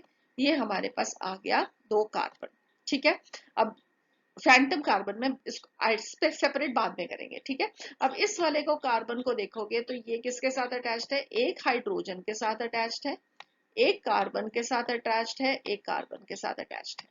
ठीक है, आगे ये एक मिथाइल ग्रुप था, तो आप इसको इस तरीके से लिख सकते हो। ठीक है, और इसको आप कैसे लिखोगे, अगेन ये मिथाइल ग्रुप है तो ये इस तरीके से बन गया। ऑल राइट, अगर अब हम यहाँ पे इसकी बात करेंगे तो क्या करेंगे हम, यहाँ पे हमारे पास ये CH2 था। अब आप देखो यहाँ पे आपका ये जो कार्बन है इसकी वैलेंसीज पूरी होगी, 1 2 3 4, राइट। इस वाले कार्बन की वैलेंसी और इस वाले कार्बन की वैलेंसीज को कैसे आप पूरा करोगे, आपके यहाँ पे सबके CH3 लिखोगे, राइट। तो आप कैसे लिखोगे, इसकी वैलेंसीज को कंपेयर कंप्लीट नहीं आप कर पाओगे, राइट। यहाँ पे तो हमारे पास CH2 था, तो अगर आप यहाँ पे एक CH2 लिखोगे, ये ओरिजिनल एटम है ना आपका, ये इसको आप CH2 लिखोगे, ये लिखा, तो इसकी अब वैलेंसी सेटिस्फाई नहीं हुई क्योंकि ये 3 बॉन्ड फॉर्म कर रहा है। मगर अगर आपको ये मालूम है कि ये वाला कार्बन भी डबल बॉन्ड फॉर्म कर रहा था, आप इसका भी एक फैंटम कार्बन लगाओगे तो अब आप इसकी वैलेंसीज को पूरी कर पाओगे, और ये वाला आपका फैंटम कार्बन ही था। ठीक है, तो इस तरीके से आप वैलेंसीज को पूरी कर सकते हो। अब आप यहाँ पे देखो, ये आपका कार्बन कार्बन डबल बॉन्ड था, ये दोनों कार्बन पे टाई था। हम नेक्स्ट लेवल पे मूव किए तो ये क्या है, HCC, और यहाँ पे भी क्या है, HCC। तो आपका यहाँ पे भी टाई ब्रेक नहीं हो रहा। ठीक है, सेम टाई आ रहा है। अब आपको नेक्स्ट पे मूव करना पड़ेगा। अब नेक्स्ट पे मूव करोगे तो यहाँ पे 2 हाइड्रोजन और एक कार्बन। कौन से वाला कार्बन, जो हमने फैंटम कार्बन ड्रॉ किया था। नहीं ड्रॉ करते तो आप कंफ्यूज हो जाते। और यहाँ पे क्या है, यहाँ पे हमारे पास सारे के सारे हाइड्रोजन्स ही हैं, इसलिए this is of a higher priority. अब आप समझ में आ रहा है आपको। तो ये फैंटम कार्बन जरूरी लिखने हैं for both the atoms forming the double bond, so that कि आपके उस एक्चुअल एटम की वैलेंसीज पूरी हो सके, और जब आपको टाई ब्रेक में देखना हो, कंपेयर करना हो एटम्स, तो आप उसको प्रॉपरली कर सके, आपकी कोई गलती नहीं हो। ठीक है, तो आई होप अब आप लोगों को अच्छे से समझ में आ गया कि आपको ये फैंटम कार्बन कैसे लिखने हैं। एक बार दोबारा से फिर से बोल सकती हूँ, तो आप एक बार फिर से समझ लो अच्छे से, गलती प्लीज नहीं करना। ठीक है, तो हमारे पास ये कार्बन नाइट्रोजन, मैं दोबारा से बता रही हूँ। ठीक है, तो ये इनके बीच में एक ट्रिपल बॉन्ड है। तो जब एक ट्रिपल बॉन्ड है तो ये कार्बन क्या फॉर्म कर रहा है, 3 सिंगल बॉन्ड फॉर्म कर रहे हैं। किसके साथ, उसी एटम के साथ जिसके साथ इसने ये ट्रिपल बॉन्ड फॉर्म किया था। तो ये नाइट्रोजन, ये नाइट्रोजन, ये नाइट्रोजन। मगर एक्चुअली में ये बॉन्ड किसके साथ था, सिर्फ एक ही एटम के साथ। उस एटम को रियल मानते हुए आप बाकी दोनों को किस में डालोगे, ब्रैकेट में डाल दोगे।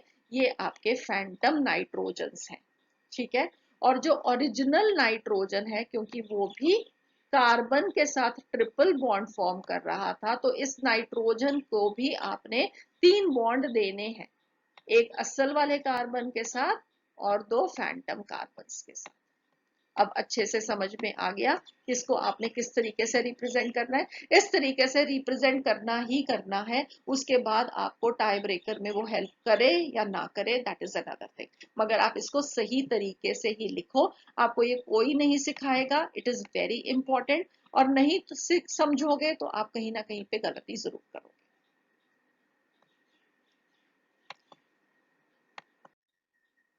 सबसिस्ट ट्रांस आइसोमेरिज्म हमने सीख लिया, इजेड आइसोमेरिज्म हमने सीख लिया। अब लास्ट में आज इस लेक्चर में हम क्या सीखने वाले हैं, सिन एंटी आइसोमेरिज्म।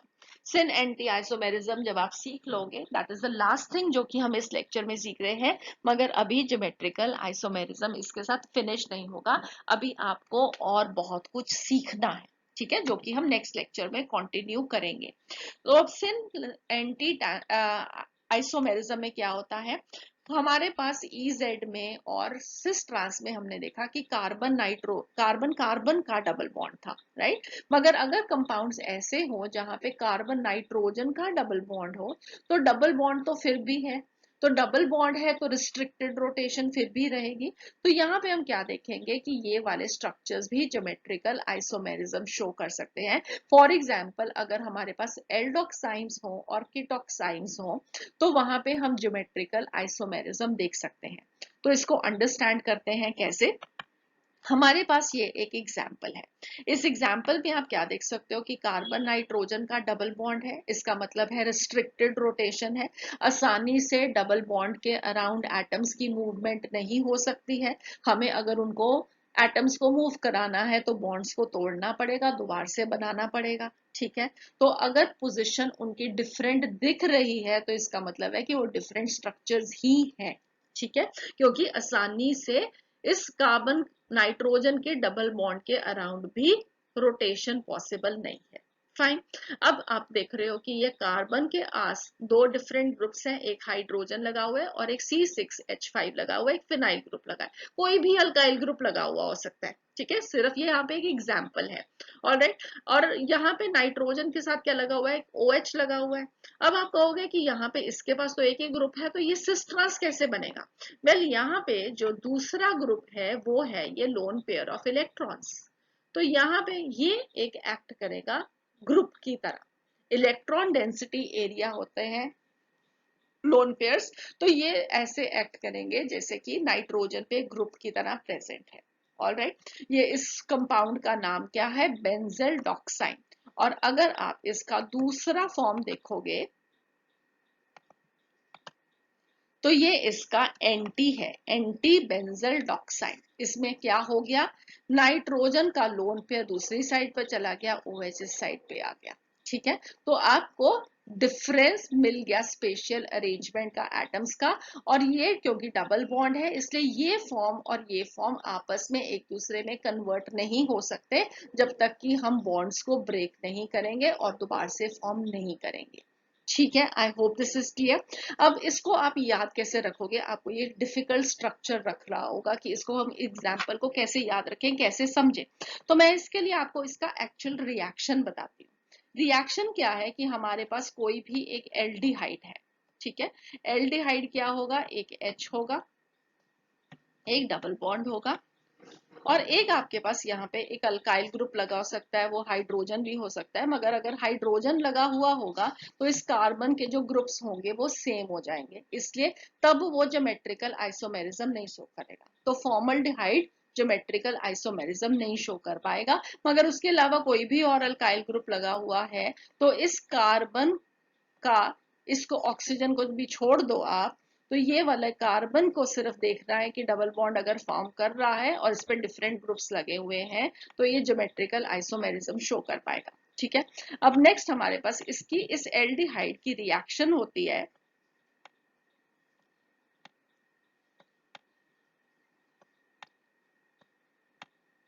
हाइड्रोक्सिल अमीन के साथ, ठीक है। तो ये क्या है, NH2OH, इसको हम बोलते हैं हाइड्रोक्सिल अमीन। जब इनकी रिएक्शन होती है तो यहां से ये वाटर का मॉलिक्यूल एक बाहर निकलता है।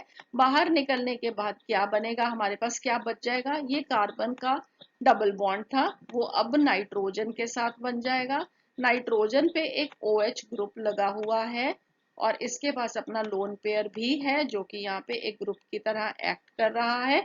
और ये वाले कार्बन पे क्या था, एक H लगा था और एक R लगा था, ठीक है। तो ये हमारे पास स्ट्रक्चर आ गया किसी भी एल्डोक्साइन का, राइट। और यहाँ पे क्योंकि ये जो R ग्रुप है वो एक फिनाइल ग्रुप है तो इसका नाम बन गया बेंजल डॉक्साइन। अब आप देख सकते हो इस स्ट्रक्चर को और इस स्ट्रक्चर को, और आई होप अब आपको ये याद करना भी आसान हो जाएगा कि हमने इसको कैसे लिख दिया, ठीक है।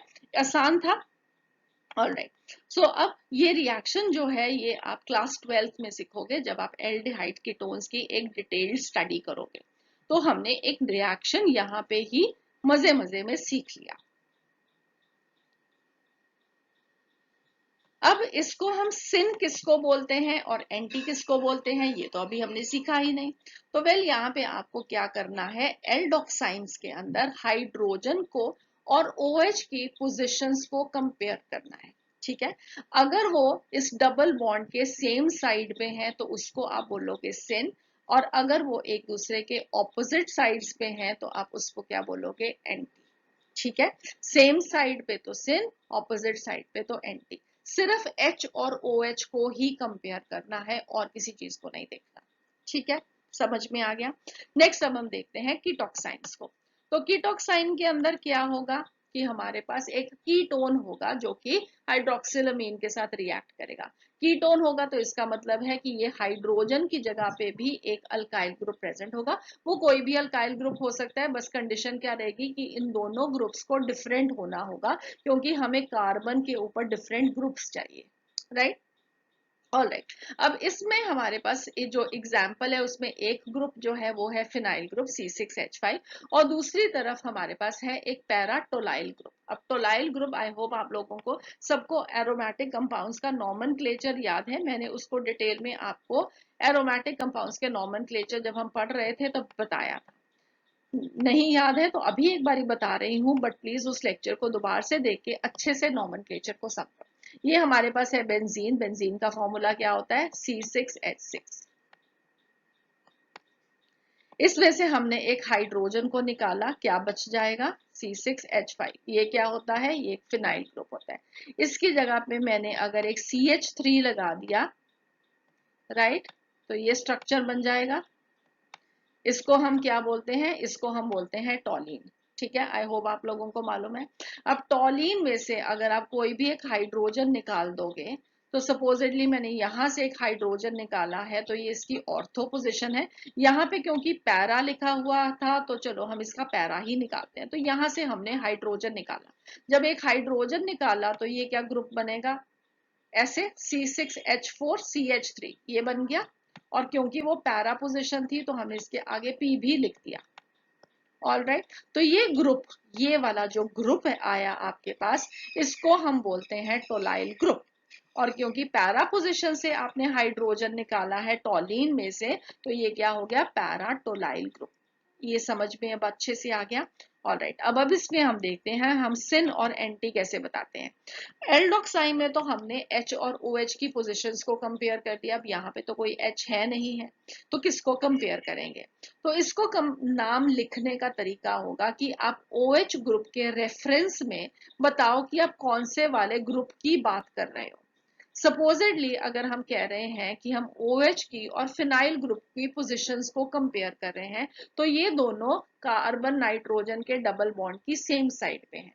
अगर ये सेम साइड पे है तो ये क्या हो जाएंगे, सिन। ठीक है, तो सिन फिनाइल पैरा टोलाइल कीटोक्साइन, जो चीज आप पहले लिख रहे हो उसका OH ग्रुप के साथ रिलेशन बता दो।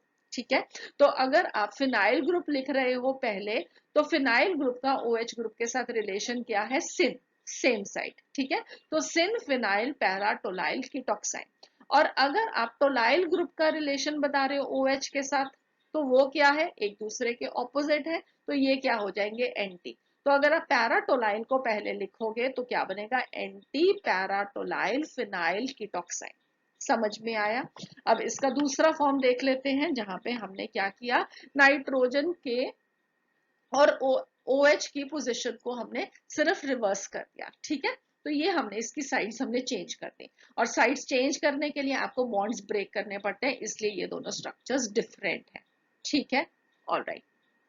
सो अब हम देख रहे हैं कि OH के सिन कौन सा प्रेजेंट है, यहाँ पे इसके सिन प्रेजेंट है पैराटोलाइल ग्रुप।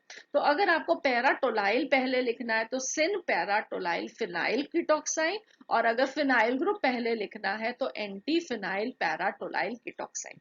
तो इस तरीके से आपके पास ये दो सिन एंटी आइसोमर्स बन गए फॉर एल्डोक्साइंस एंड कीटोक्साइंस। समझ में आ गया।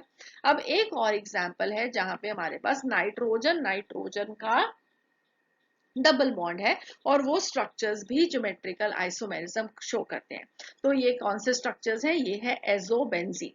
तो हमारे पास नाइट्रोजन नाइट्रोजन का डबल बॉन्ड, नाइट्रोजन के पास दोनों में ऑब्वियसली एक एक लोन पेयर है, तो ये एक ग्रुप की तरह एक्ट करेंगे। और दूसरा ग्रुप आप यहाँ पे क्या देख सकते हो, दोनों बेंजीन्स हैं। ठीक है, सॉरी, बेंजीन्स है, मीनिंग कि हमने बेंजीन में से एक एक हाइड्रोजन को निकाला है, तो इसका जो नेम है इसको हम एजोबेंजीन बोलते हैं। राइट, अब एजोबेंजीन में अगर आप दोनों ग्रुप्स देख रहे हो कि नाइट्रोजन नाइट्रोजन डबल बॉन्ड के सेम साइड पे हैं तो वो हो जाएगा सिन, और जहां पे ये ऑपोजिट साइड पे होंगे तो वो क्या हो जाएगा, एंटी। अब आपको वहां पे लोन पेयर लिखे दिखेंगे नहीं, स्ट्रक्चर में आपको सिर्फ ऐसे स्ट्रक्चर लिख के दिया होगा, लोन पेयर वहां पे होंगे नहीं, और आपको बताना होगा कि ये स्ट्रक्चर ज्योमेट्रिकल आइसोमेरिज्म शो करता है या नहीं। तो आपको वहां पे नाइट्रोजन के लोन पेयर्स को याद रखते हुए बताना है कि ये क्या प्रेजेंट है। अगर दोनों ऑपोजिट साइड पे ये ग्रुप्स प्रेजेंट हैं तो ये है एंटी, और अगर ये सेम साइड पे प्रेजेंट है तो ये है सिन। ठीक है, तो अब आई होप आप सबको ये अच्छे से समझ में आ गया सिस ट्रांस आइसोमेरिज्म क्या होता है, इजेड क्या होता है और सिन एंटी भी क्या होता है. So that would be all for this lecture. I hope you have understood everything with the help of the models that we made for you. And now in the next lecture, we are going to continue the discussion further on geometrical isomerism. We are going to see geometrical isomerism in cyclic compounds. That is going to be very important and again, very interesting as well. So see you again. Have a nice day. God bless you.